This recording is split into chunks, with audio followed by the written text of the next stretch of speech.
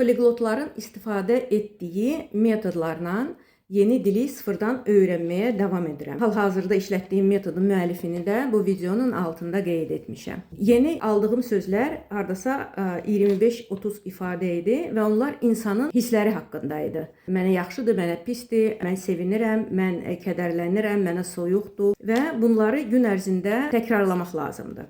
Psixologiyada termin var, refleksiya. Televizoru söndürüb, cihazları biraz uzaq tutub, özünüz haqqında, öz hissləriniz haqqında düşünürsünüz.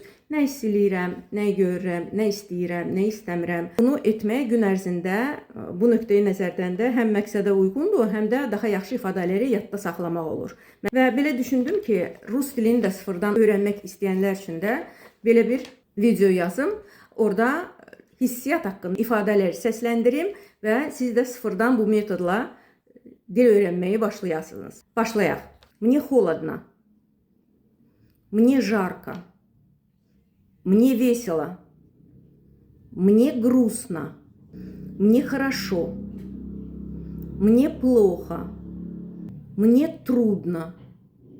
Daha ətraflı bu kimi ifadələri daha uzun videoda YouTube'da izləyə biləcəksiniz və orada mən onları 3 dəfə təkrar edəcəyim ki, hərəsini 3 dəfə dinləyib təkrar eləyə biləsiniz. Refleksiya çox faydalı bir texnikadır. Həm də bunu bir dil öyrənmək üçün, təkrar üçün də çox gözəl şəkildə işlədə biləcəyik bu texnikanı. Həm sözləri təkrar edirik, həm də refleksiya texnikasını həyata keçiririk gün ərzində.